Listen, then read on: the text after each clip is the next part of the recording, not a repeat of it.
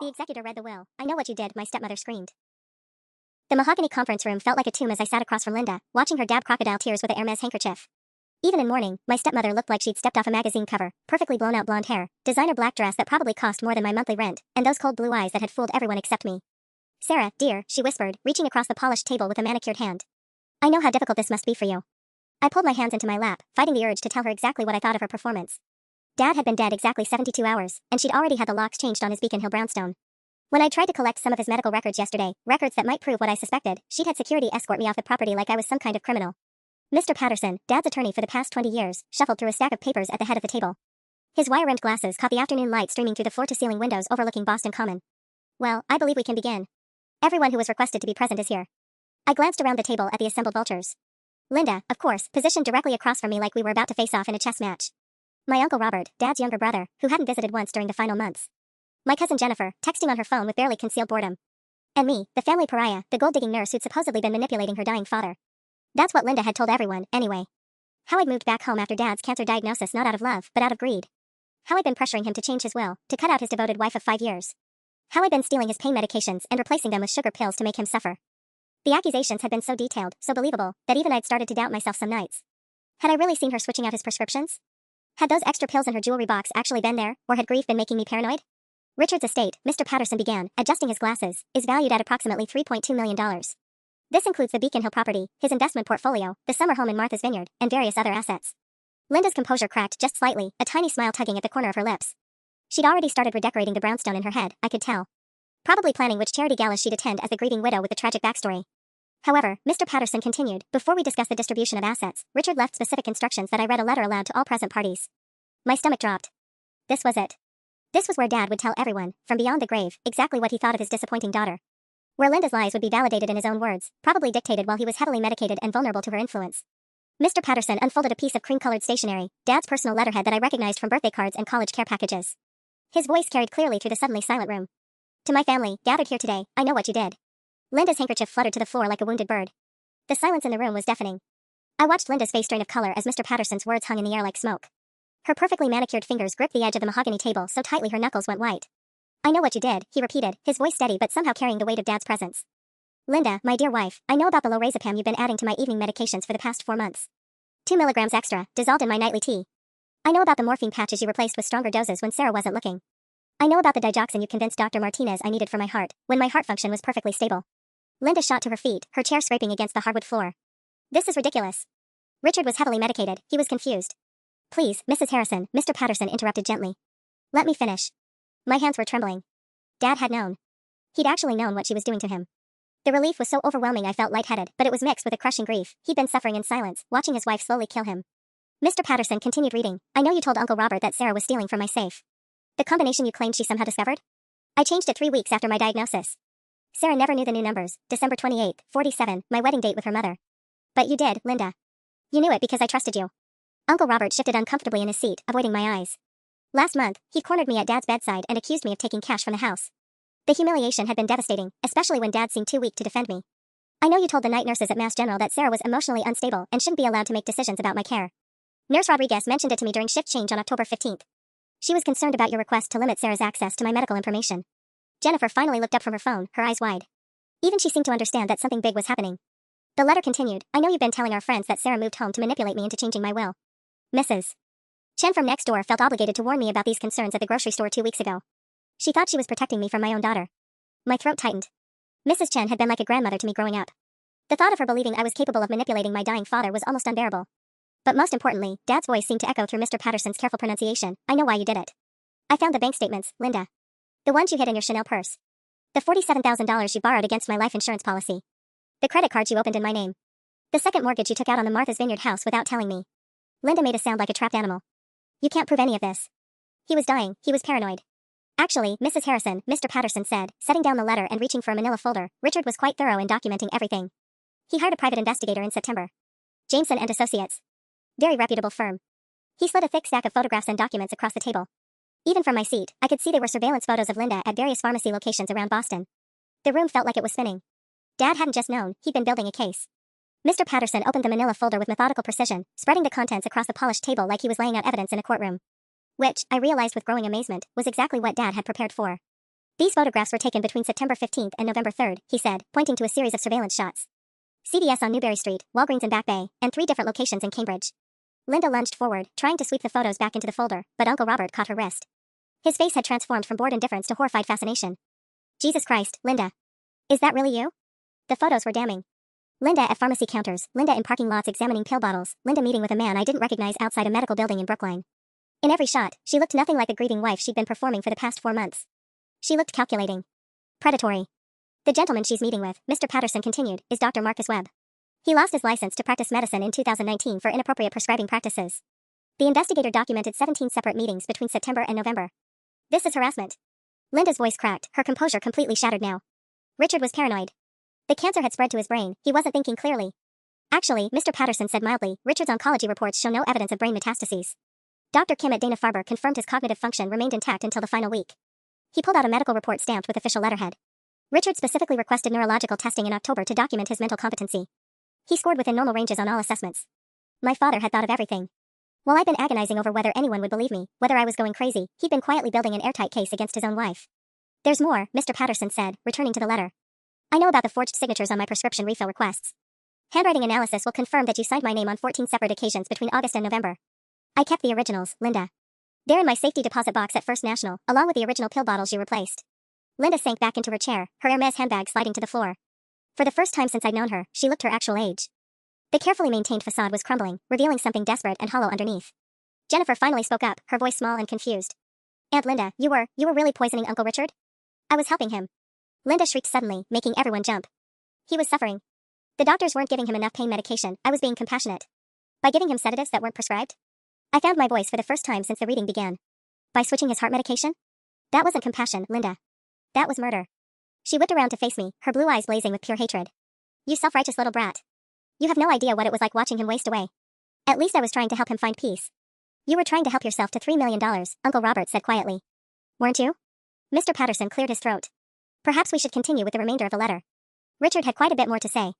The room felt like it was holding its breath as Mr. Patterson smoothed out the letter again.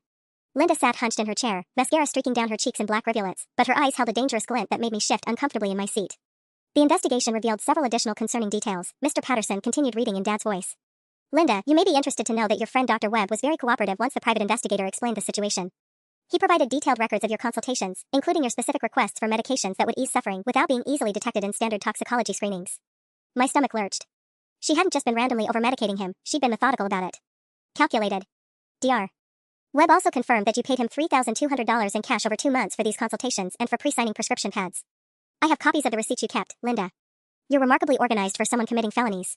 Uncle Robert was staring at Linda like he'd never seen her before. $3,000? Where did you get that kind of cash? Linda's laugh was sharp and bitter. Where do you think? Your precious brother's wallet, his credit cards, his checking account. He wasn't exactly monitoring his expenses in his condition. Jesus, Jennifer whispered. Aunt Linda, you can't just say things like that with witnesses. But Linda was past caring about witnesses. The mask had come off completely, and what was underneath was uglier than I'd ever imagined. You all act like I'm some kind of monster, but where were you? She pointed a shaking finger at Uncle Robert. When was the last time you visited? When did you call? And you, Jennifer, you couldn't be bothered to drive up from New York even once. That doesn't justify, Uncle Robert started. I was here every day. Linda screamed. Every single day, watching him deteriorate, listening to him moan in pain, cleaning up after him, pretending everything was fine. Do you have any idea what that's like? The raw emotion in her voice was genuine, but it was twisted, self-serving. She convinced herself she was the victim in all this. Mr. Patterson waited for the outburst to end before continuing. Richard anticipated you might attempt to justify your actions, Linda. He wanted me to read this next part specifically for that reason. He adjusted his glasses and continued, I want to be absolutely clear about something. Linda has tried to paint herself as my devoted caregiver, sacrificing everything for my comfort. The truth is more complicated. Beginning in July, I noticed that my pain seemed worse on days when Linda was responsible for my medication schedule. When Sarah took over my evening routine during her days off from the hospital, I slept better and felt more alert the following morning. I remembered those nights. I'd been so grateful that Dad seemed more comfortable, more like himself. I'd attributed it to the new pain management protocol Dr. Kim had prescribed. I'd never imagined it was because Linda wasn't there to drag him into oblivion. I began pretending to take my evening medications when Linda administered them, the letter continued. I would palm the pills and dispose of them later. Within a week, my cognitive clarity improved dramatically. That's when I decided to hire Jameson and Associates. Linda went completely still. You weren't actually taking the pills you were giving him? I finished. No, Linda. He was sharper than you thought. Sharper than any of us realized. Mr. Patterson nodded grimly. Richard was quite specific about the timeline. He documented everything in a daily journal, including dates, times, and dosages of medications Linda attempted to give him. The journal spans from August 1st to November 20th, just 5 days before he passed away. The mention of Dad's journal hit me like a physical blow. He'd been documenting everything, his own wife's attempts to kill him, while I'd been second-guessing my own observations. The guilt was overwhelming. "There's a journal?" I managed to ask. Mr. Patterson nodded, producing a leather-bound notebook from his briefcase. 47 pages of detailed entries. "Your father was very thorough." He opened it to a random page and read aloud, August 15th, 11:30 p.m. Linda brought evening tea with what she claimed was my usual oxycodone. Pills were different shape than morning dose from Sarah. Pretended to swallow. Linda stayed to watch me drink entire cup of tea. Bitter aftertaste suggests additional medication dissolved in liquid. Uncle Robert leaned forward, his face pale. He was conducting his own investigation while dying of cancer? "Your father was a brilliant man, Mr. Harrison," the attorney replied. Even under these circumstances, his analytical mind remained sharp. He turned several pages. August 23rd, 2:15 a.m. Severe nausea after Linda's evening routine yesterday. Found empty lorazepam bottle in bathroom trash, not prescribed by Dr. Kim. Sarah's evening routine tonight used only prescribed medications. Slept 6 hours straight for first time in weeks. Linda had gone completely silent, staring at the journal like it was a venomous snake. Her breathing was shallow, rapid. September 2nd, Mr. Patterson continued. Linda suggested to visiting nurse that I needed stronger sedation for agitation.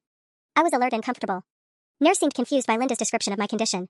Note, Linda had been alone with me for previous 4 hours while Sarah worked double shift at hospital. "Stop," Linda whispered. "Please stop." But Mr. Patterson kept reading from Dad's precise handwriting. September 18th, Linda informed Dr. Martinez I was experiencing heart palpitations. Convinced him to prescribe digoxin despite normal EKG results from previous week. When Sarah questioned the new medication, Linda claimed she'd spoken to Dr. Kim's office directly. Sarah called to verify, no record of any such conversation. I remembered that day. I'd felt so frustrated, caught between Dad's needs and what seemed like miscommunication between his medical team. Linda had made me feel like I was being overprotective, paranoid about his care. October 1st, the entries continued. Linda brought afternoon snack with crushed pills mixed into applesauce. Claimed Dr. Kim wanted me to take extra dose of anti-nausea medication. I recognized the pills as morphine tablets from the bottle in Linda's purse. Pretended to eat the applesauce, disposed of it when she left the room. Jennifer was crying now, quiet tears streaming down her face. Uncle Richard was protecting himself while Aunt Linda was. God, this is like something from a horror movie. October 12th, overheard Linda on phone with someone discussing my deterioration timeline. She used phrases like within the month and before Christmas. When I asked who she was speaking with, she claimed it was her sister in California asking about my prognosis. Linda doesn't have a sister, Uncle Robert said slowly. Her only sibling is her brother in Seattle. Linda finally looked up, her eyes wild and desperate. You don't understand. He was dying anyway. The cancer was going to kill him, I was just trying to spare him months of agony. By stealing from him? I stood up, my hands shaking with rage. By lying to his doctors? By making his family think I was the one manipulating him? You were always his favorite. Linda screamed, her composure completely shattered. Saint Sarah, the perfect daughter, the selfless nurse. Even dying, he loved you more than me. The raw jealousy in her voice was stunning. This wasn't just about money, it was about love. About the fact that she'd never been able to replace my mother and Dad's heart, no matter how hard she'd tried or how far she'd been willing to go. Mr. Patterson closed the journal with a soft thud. Perhaps we should proceed to the actual terms of the will now. The silence that followed Linda's outburst was deafening. Mr. Patterson carefully closed the journal and reached for another document, this one bound in blue legal backing that I recognized as Dad's actual will. My heart hammered against my ribs as I realized we were finally getting to the part I'd been dreading for months. The last will and testament of Richard James Harrison, Mr. Patterson began formally, executed on November 18th of this year, just 7 days before Richard's passing. November 18th. That was after Linda thought she'd successfully turned everyone against me. After she'd convinced the neighbors I was manipulating him. After she'd had me escorted off the property by security. Dad had updated his will with full knowledge of everything she'd done. To my beloved wife Linda Harrison, Mr. Patterson read, I leave the sum of $1 and my hopes that she finds the peace that eluded her during our marriage. Linda's sharp intake of breath cut through the room like glass breaking. $1? That can't be legal. It's perfectly legal, Mrs. Harrison. The nominal bequest ensures you cannot contest the will on grounds of being accidentally omitted. Mr. Patterson's voice remained professionally neutral, but I caught the slight tightening around his eyes. Additionally, you are explicitly barred from residing in any properties owned by the estate, effective immediately. You can't throw me out. I have tenant rights. Actually, you don't, Uncle Robert said quietly. He'd been studying some of the financial documents while Mr. Patterson read. The house was never put in your name, was it? You've been living there as Richard's guest for 5 years. The implications hit me like a freight train. Linda had assumed she'd inherit everything, had been counting on it so completely that she'd never secured any legal claim to Dad's assets. She'd literally killed for an inheritance that was never going to be hers. Mr. Patterson continued reading, to my brother Robert Harrison and my niece Jennifer Chen Harrison, I leave $50,000 each, with the understanding that family relationships require more than proximity to death to have meaning. Uncle Robert winced at that, but Jennifer looked genuinely surprised by the bequest. I didn't expect. I know I wasn't around much. The remainder of my estate, Mr. Patterson continued, including all real property, investment accounts, life insurance policies, and personal effects, I leave to my daughter Sarah Catherine Harrison, the only person who loved me without condition and cared for me without ulterior motive. The words hit me like a physical blow. Everything. Dad had left me everything, even after months of Linda's poison campaign against me. Even when he must have wondered if anyone would ever know the truth about what Linda had been doing. That's $3 million, Linda whispered, her voice hollow with shock. You're giving her $3 million. I'm not giving anyone anything, Mrs. Harrison, Mr. Patterson corrected gently. These were your late husband's wishes, executed while he was of sound mind and body, as established by the neurological testing he underwent specifically for this purpose. But Linda wasn't listening anymore. She was staring at me with such pure hatred that I instinctively pushed my chair back from the table. This is all your fault, she hissed. You turned him against me. You made him paranoid, made him think I was trying to hurt him. Linda, stop, Uncle Robert warned, but she was beyond reasoning now. He loved me. Before you came slithering back home with your nursing degree and your fake concern, he loved me. She was on her feet again, leaning across the table toward me. 5 years of marriage. 5 years of being the perfect wife, and you waltz in and destroy everything in 4 months. I didn't destroy anything, I said, finding my voice despite the fear crawling up my spine. You did that yourself when you decided to poison him. I was helping him die with dignity. You were helping yourself to his bank account, Jennifer said sharply. There's a difference. Mr. Patterson cleared his throat diplomatically. There are additional stipulations in the will that we need to discuss. Sarah, your father left very specific instructions regarding Linda's situation. He turned to a new page, and I caught a glimpse of Dad's handwriting in the margins, notes he'd added after the formal typing was complete. In the event that evidence of criminal activity is discovered regarding my death or the handling of my medical care, all documentation gathered by Jameson and Associates is to be turned over to the Suffolk County District Attorney's Office immediately upon the reading of this will. Linda went white as paper. You can't do that. Attorney-client privilege doesn't apply when there's evidence of ongoing criminal activity, Mr. Patterson finished calmly. I'm required by law to report suspected elder abuse and fraud. Richard simply made the process more straightforward. The room felt like it was spinning. Dad hadn't just caught Linda, he'd set up a legal trap that would spring the moment his will was read. Even dead, he was still protecting me. Mr. Patterson, I said, my voice barely steady, what exactly does that mean? Turning everything over to the DA? He adjusted his glasses and pulled out yet another folder, this one marked with official-looking stamps. Your father was very thorough, Sarah. He didn't just document Linda's actions, he consulted with a criminal attorney about the legal implications. Elder abuse, insurance fraud, attempted murder, these are serious felony charges. Linda shot up from her chair so violently it toppled backward. Murder? I never murdered anyone. He died of cancer. Attempted murder, Mrs. Harrison, Mr. Patterson corrected. And according to the medical examiner's preliminary findings, Richard's death was unusually rapid given his prognosis. My blood turned to ice. What do you mean, unusually rapid? Dr. Kim expected your father to live another 2 to 4 months based on his October scans. The sudden decline in his final week raised some questions. Questions that your father anticipated. He opened the official folder and spread out what looked like medical charts. Richard arranged for tissue samples to be preserved during his final hospital stay. He told the attending physician he was concerned about adverse drug interactions and wanted comprehensive toxicology screening performed post-mortem. He planned his own autopsy? Jennifer whispered. In a manner of speaking, yes. The preliminary results arrived this morning. Mr. Patterson's voice grew grave.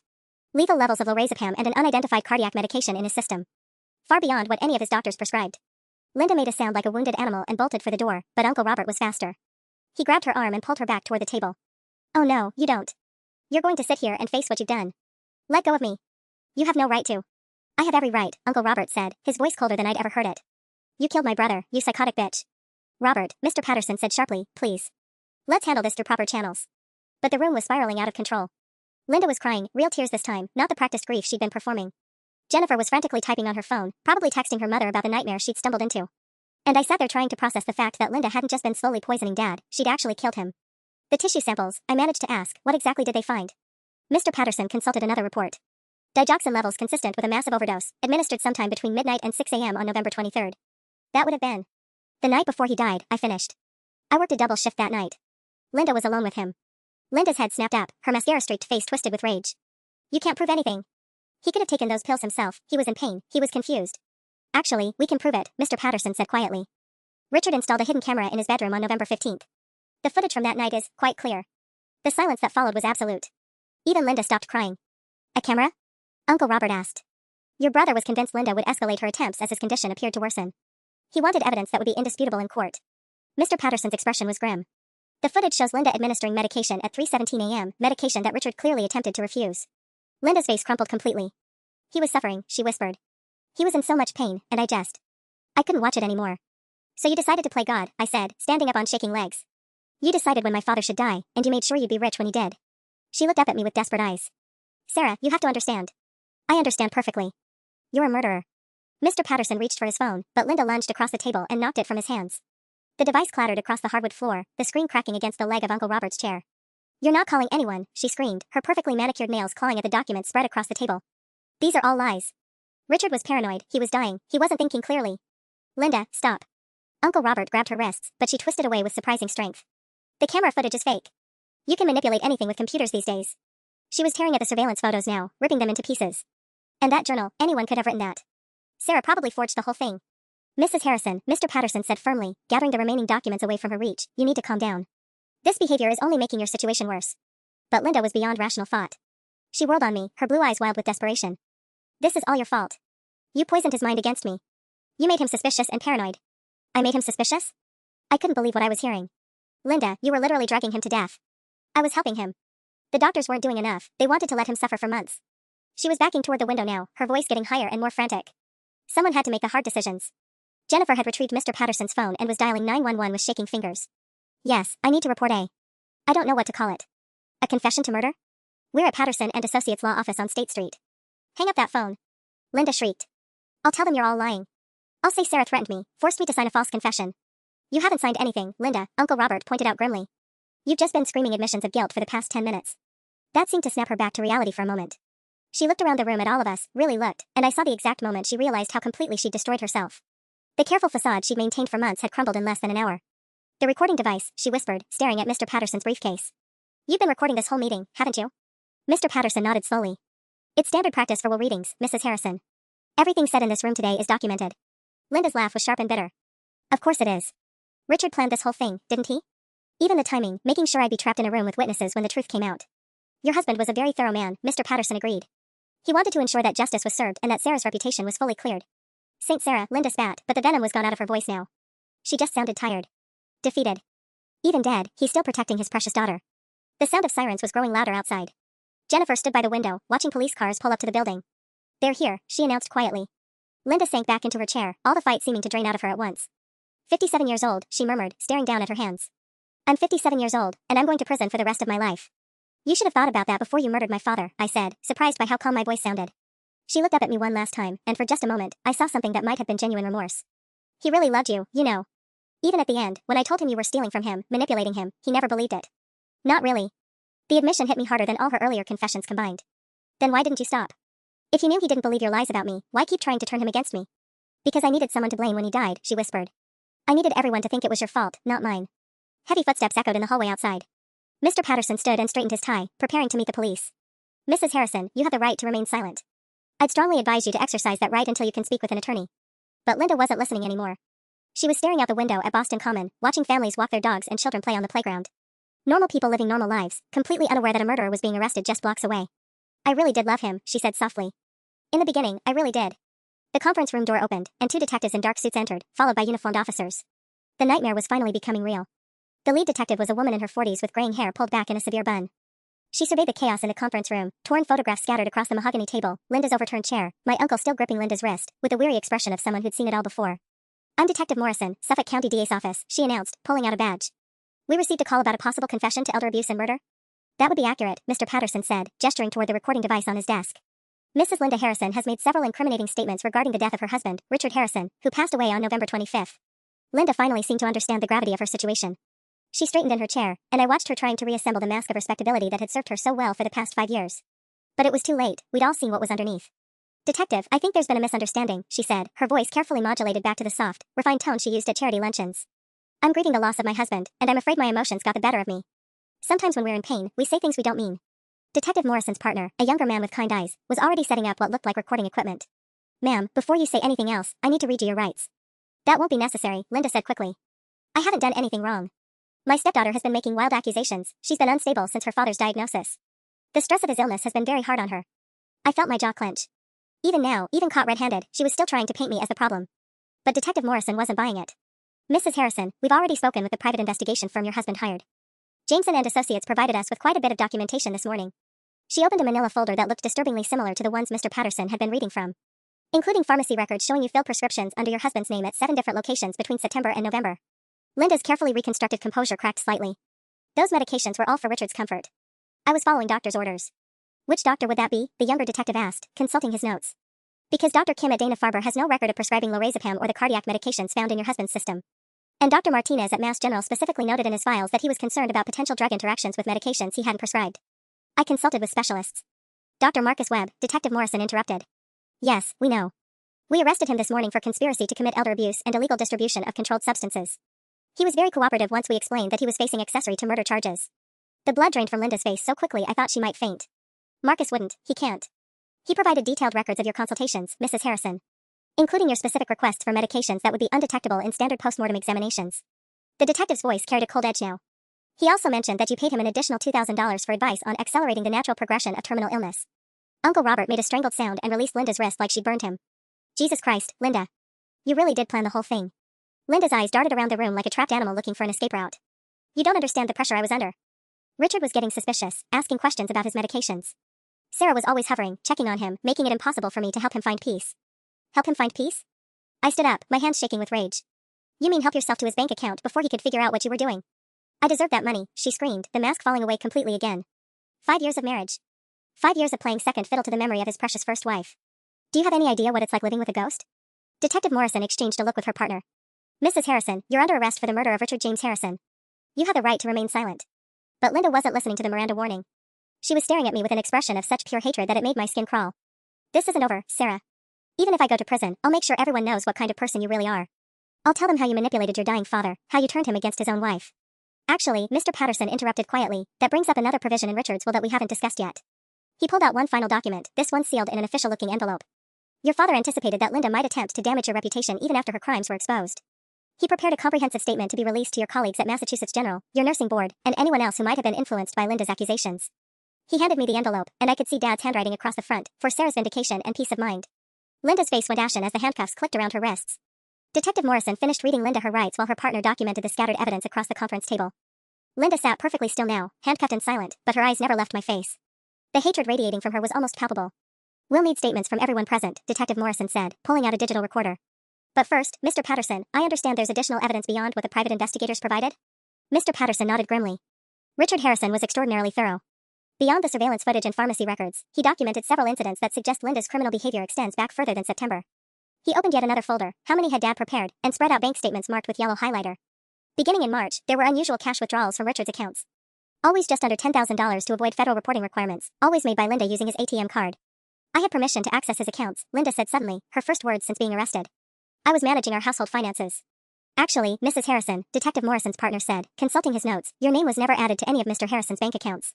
The bank has security footage of you using his ATM card while he was hospitalized for his initial cancer surgery in April. He was unconscious under general anesthesia at Massachusetts General while you were withdrawing money in Back Bay. Linda's jaw tightened, but she didn't respond. Mr. Patterson continued laying out the financial evidence. The pattern escalates significantly after Richard's prognosis became terminal in July. Credit cards opened in his name, a second mortgage on the Martha's Vineyard property, and a $50,000 loan against his life insurance policy, all without his knowledge or consent. How much total? Uncle Robert asked, his voice hoarse. Approximately $137,000 in fraudulent debt and cash withdrawals, Mr. Patterson replied. Richard discovered it all when he requested copies of his credit reports in October. The shock of realizing the extent of Linda's betrayal is what prompted him to accelerate his investigation. I thought about those October nights when Dad had seemed more alert, more like his old analytical self. I'd attributed it to a good response to his new treatment protocol, never imagining he was uncovering his wife's systematic theft. The timeline is crucial, Detective Morrison said, making notes. Mrs. Harrison began stealing from her husband in March, escalated to fraudulent credit applications in July, and started the poisoning regimen in August. This wasn't a mercy killing, it was a calculated murder with extensive financial motivation. There's more, Mr. Patterson said quietly. Richard hired a forensic accountant in addition to the private investigator. The financial analysis suggests Linda began planning this months before Richard's cancer diagnosis. The room went dead silent. Even Linda looked shocked by this revelation. What do you mean, before the diagnosis? Jennifer asked. Mr. Patterson opened a thick financial report.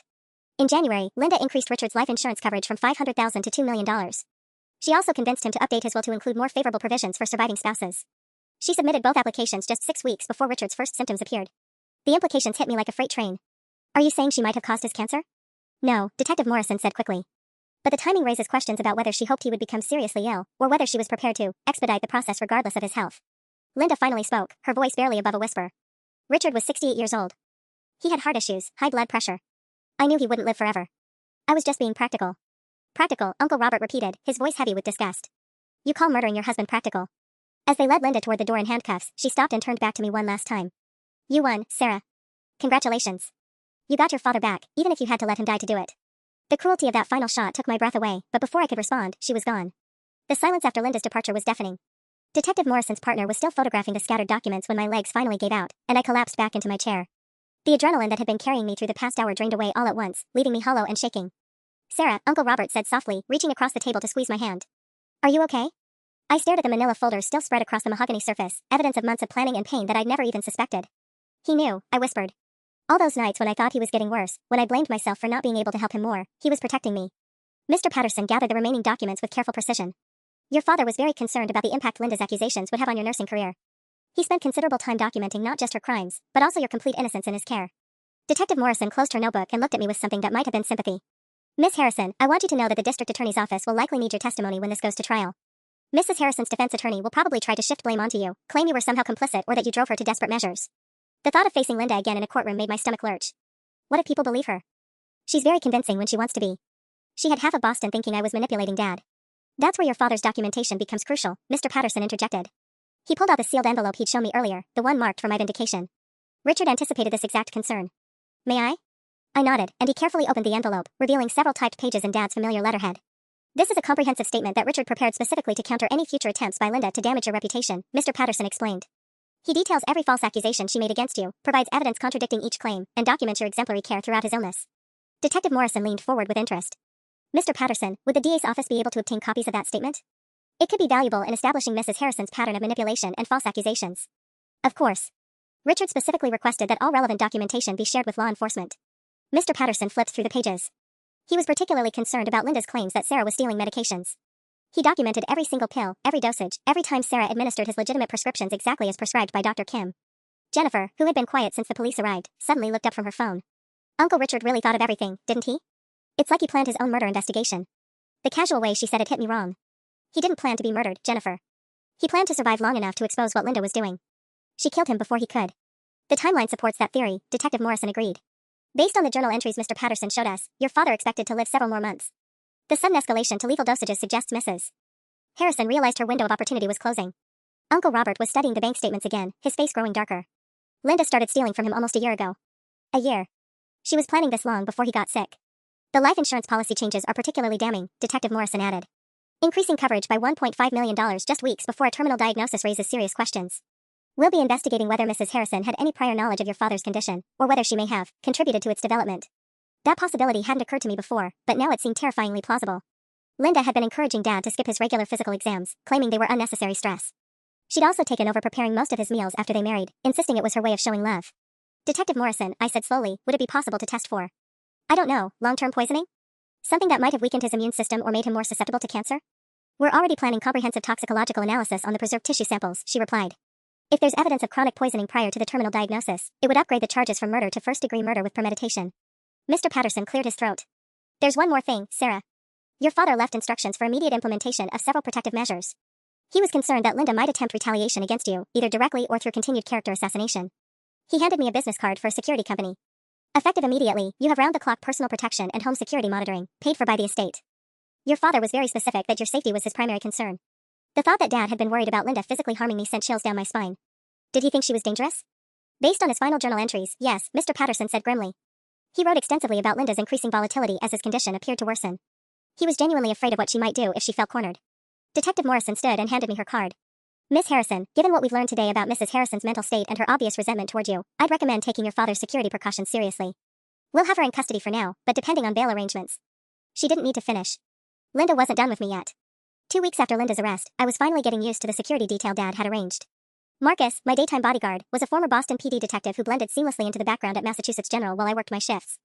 The weird part wasn't having protection, it was realizing how much I'd been looking over my shoulder without even knowing it. I was reviewing patient charts in the cardiac unit when my supervisor, Nancy Rodriguez, approached with an expression I couldn't read. Sarah, there's someone from the district attorney's office here to see you. Conference room B. My stomach dropped. Is it about Linda's case? I think so. But Sarah. Nancy hesitated, lowering her voice. There's also someone from the State Board of Nursing with him. The nursing board. My worst fear was materializing. Even with Dad's documentation, even with Linda behind bars, someone was questioning my professional conduct. I'd been dreading this moment since the funeral, the inevitable investigation into whether I'd somehow compromised patient care or violated professional boundaries while caring for my own father. Marcus accompanied me to the conference room, where I found Detective Morrison seated across from a stern-looking woman in a navy suit who introduced herself as Patricia Wells from the State Board of Nursing. The third person at the table made my blood freeze, Dr. Martinez from Mass General's Oncology Department, the same Dr. Linda had manipulated into prescribing unnecessary cardiac medications for Dad. Miss Harrison, Detective Morrison began, we appreciate you meeting with us during your shift. We've uncovered some additional information about Mrs. Harrison's activities that we need to discuss. Patricia Wells opened a thick manila folder that looked ominously familiar. Sarah, we've received multiple complaints about your professional conduct during your father's illness. These allegations were filed anonymously over the past 3 months, but our investigation has traced them back to Linda Harrison. Relief flooded through me, followed immediately by anger. She filed complaints against my nursing license? 7 separate complaints, Wells confirmed, consulting her notes. Allegations of medication theft, boundary violations, falsifying medical records, and practicing outside your scope of license. She submitted detailed documentation supposedly supporting each claim. Dr. Martinez shifted uncomfortably in his seat. Sarah, I have to admit, some of Mrs. Harrison's concerns seemed legitimate when she first approached me. She provided what appeared to be evidence that you were interfering with your father's prescribed treatment plan. What kind of evidence? I asked, though I was beginning to suspect I already knew. Wells spread several documents across the table. Photographs of you handling your father's medications, audio recordings of conversations where you allegedly questioned doctor's orders, and detailed logs claiming you were administering unprescribed treatments. I stared at the photos in disbelief. They showed me in Dad's bedroom, preparing his evening medications, checking his pill organizer, helping him with his prescribed physical therapy exercises. Normal caregiver activities that Linda had somehow twisted into evidence of professional misconduct. The audio recordings are particularly concerning, Dr. Martinez added. There are several instances where you appear to be arguing with Mrs. Harrison about medication changes, questioning treatment decisions, even threatening to contact physicians directly to correct prescribed dosages. Detective Morrison leaned forward. Sarah, I want you to listen to one of these recordings. But first, I need you to know that we've had them analyzed by our digital forensics team. She pressed play on a small device, and I heard my own voice, crystal clear. Linda, this isn't the right medication. Dr. Kim never prescribed digoxin for Dad's condition. I'm calling his office to confirm this is correct. Then Linda's voice, sounding distressed and reasonable. Sarah, please don't undermine his medical team. Dr. Martinez specifically recommended this change. You're not his doctor, you need to trust the professionals. My voice again, sharper now. I am a professional. And I know when something isn't right. The recording made me sound arrogant, insubordinate. Like I was overstepping my bounds as both a daughter and a nurse. That conversation never happened, I said flatly. I mean, we discussed the digoxin, but not like that. She's edited it somehow. Detective Morrison nodded grimly. Our forensics team agrees. The audio has been digitally manipulated, pieces of different conversations spliced together to create entirely new exchanges. Mrs. Harrison was apparently quite sophisticated in her efforts to discredit you. Wells closed the folder with a snap. Sarah, I want to be clear, these complaints are being formally dismissed. The digital evidence has been proven fraudulent, and your father's own documentation completely contradicts every allegation Mrs. Harrison made. The relief was overwhelming, but Dr. Martinez still looked troubled. Sarah, I owe you an apology. Mrs. Harrison was very convincing. She painted a picture of a daughter who couldn't accept her father's terminal diagnosis and was interfering with palliative care. I actually believed she was trying to protect your father from you. That was exactly what she wanted, Detective Morrison said. Mrs. Harrison spent months systematically destroying Sarah's credibility with everyone involved in her father's care. She needed people to believe Sarah was the problem so no one would look too closely at what she was doing. The revelation about the fabricated evidence should have made me feel vindicated, but instead, I felt violated in a way I hadn't expected. How long was she planning this? I asked, staring at the doctored photographs spread across the conference table. Some of these conversations happened back in September. Detective Morrison consulted her notes. Based on the digital forensics timeline, Mrs. Harrison began recording conversations with you in late August. She was methodical about it, hiding recording devices in your father's bedroom, the kitchen, even the hallway outside his room. She recorded me for 3 months? The scope of Linda's deception was staggering. Every private moment I'd spent caring for Dad, every vulnerable conversation about his prognosis, every time I'd questioned his medications out of genuine concern, she'd been documenting it all, preparing to use it against me. Dr. Martinez pulled out another folder, this one marked with Mass General letterhead. Sarah, there's something else you need to know. Mrs. Harrison didn't just file complaints with the nursing board. She also submitted a formal grievance with our hospital administration, claiming you were using your employee status to gain unauthorized access to your father's medical records. My heart sank. Accessing patient records inappropriately was grounds for immediate termination and potential criminal charges. But I never accessed his files through the hospital system. I got all his medical information directly from his doctors during appointments, or from Dad himself. We know that now, Dr. Martinez assured me. Our IT department conducted a comprehensive audit of system access logs. Your employee credentials were never used to view your father's records. But Mrs. Harrison provided what appeared to be screenshots of unauthorized database queries. Wells opened her laptop and turned the screen toward me. More digital fabrication. She created fake screenshots showing database activity under your login credentials. The timestamps correspond to nights when you were working here at the hospital, making it appear you were accessing his records during your shifts. The sophistication of Linda's frame job was breathtaking. She hadn't just been poisoning Dad, she'd been systematically destroying my professional reputation with forged evidence that would have been difficult to disprove without advanced digital forensics. There's more, Detective Morrison said grimly. We found similar fabricated evidence on Mrs. Harrison's laptop suggesting she was building cases against several other people in your father's life. His physical therapist, his home health aide, even his neighbor Mrs. Chen. Mrs. Chen? She's 75 years old. What possible threat could she have posed? According to the files on Linda's computer, Mrs. Chen had been asking too many questions about your father's medication schedule. Linda had begun documenting supposedly suspicious behavior, Mrs. Chen looking through windows, lingering too long during conversations, asking about changes in your father's condition. The pattern was becoming clear. Linda hadn't just targeted me, she'd been prepared to destroy anyone who might have noticed her poisoning Dad. Mrs. Chen's friendly concern for her longtime neighbor had registered as a threat requiring neutralization. Dr. Martinez shook his head in disgust. Mrs. Harrison also submitted detailed reports to our social work department claiming your father's home health aide was stealing medications. The aide was investigated and nearly lost her certification before we discovered the allegations were false. Jennifer Martinez has worked in home health care for 15 years, I said, remembering the kind woman who'd helped Dad with his physical therapy exercises. She's one of the most ethical people I know. Mrs. Harrison's plan was remarkably comprehensive, Wells observed. Discredit the daughter, the medical professionals, and any community members who might have witnessed concerning changes in your father's condition. If successful, she would have been the only reliable source of information about his final months. Detective Morrison gathered the fabricated evidence back into its folder. The digital forensics team estimates Mrs. Harrison spent over 40 hours creating these fake documents and audio recordings. This wasn't impulsive, it was a calculated campaign of character assassination designed to support her murder plot. The realization hit me like a physical blow. Linda hadn't just been planning to kill Dad. She'd been planning to destroy me, too. The week before Christmas, I was finally starting to feel like I could breathe again. Linda had been denied bail, the judge citing flight risk and the severity of the charges, and Marcus, my security detail, had become more of a reassuring presence than a necessity. I was working a quiet evening shift in the cardiac unit when Nancy Rodriguez found me again, this time with an expression that made my stomach clench. Sarah, Detective Morrison is back. But this time she brought the FBI. FBI. The word echoed in my head as I followed Nancy down the familiar hallway to conference room B. Whatever they'd discovered about Linda's activities had apparently escalated beyond local jurisdiction. Marcus flanked me as we entered the room, where Detective Morrison sat beside two federal agents in dark suits. Miss Harrison, Detective Morrison said, gesturing to the agents, this is Special Agent Kate Chen from the FBI's Financial Crimes Unit, and Agent David Park from Cybercrimes. We've uncovered some information about Mrs. Harrison's activities that extends far beyond your father's case. Agent Chen opened a laptop and turned it toward me. The screen showed a complex spreadsheet with dozens of names, dates, and dollar amounts. Sarah, we've been investigating Linda Harrison's background following her arrest. What we found suggests your father wasn't her first victim. My blood turned to ice. What do you mean, not her first? Agent Park pulled out a thick file folder. Mrs. Harrison's real name is Linda Marie Castellano. She was married twice before she met your father, first in Phoenix in 2003 to a retired insurance executive named William Castellano, then in Denver in 2011 to a widowed real estate developer, Thomas Whitney. Both men died within 2 years of marriage, Agent Chen continued, consulting her notes. Both deaths were initially attributed to natural causes, Mr. Castellano from a heart attack at age 71, Mr. Whitney from complications related to diabetes at 68. Both left substantial estates entirely to their wives. The room felt like it was spinning. She killed them too? We're working with authorities in Arizona and Colorado to exhume both bodies for comprehensive toxicological analysis, Agent Park said. But the pattern is remarkably consistent. In both cases, Linda, using different surnames, met recently widowed men through grief support groups or church activities. The courtships were brief but intense, followed by quick marriages. Detective Morrison spread out a series of photographs across the table. In Phoenix, she was Linda Marie Porter, supposedly a widow herself, grieving the loss of her husband in a car accident. In Denver, she claimed to be Linda Marie Foster, whose husband had died of cancer. She had detailed backstories, forged documents, even fake photographs of her deceased spouses. Agent Chen pulled up another screen on her laptop showing financial records. The pattern of financial manipulation is identical in all three cases. Increased life insurance policies, unauthorized access to bank accounts, fraudulent credit applications. Combined total of assets she inherited or stole, approximately $4.7 million over 12 years. Jesus Christ, I whispered. She's been doing this for over a decade.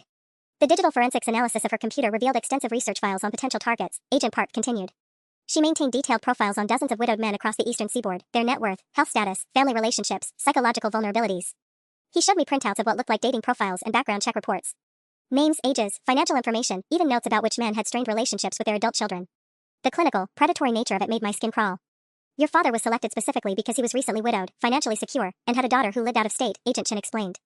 Linda's research indicated he was emotionally vulnerable but intellectually sharp, which she apparently saw as both an opportunity and a challenge. The realization that Dad had been hunted, selected like prey, was almost unbearable. How many other families has she destroyed? Detective Morrison's expression was grim. We're still investigating, but we've identified at least 6 additional men she researched extensively. 3 of them died of unexpected complications within months of meeting her, though she never married them. Agent Park leaned forward. Sarah, we need your help identifying any other potential victims. Did Linda ever mention previous relationships, friendships with older men, or travel to other cities for extended periods? Linda's carefully constructed victim persona was crumbling before my eyes, revealing something far more sinister than I'd ever imagined.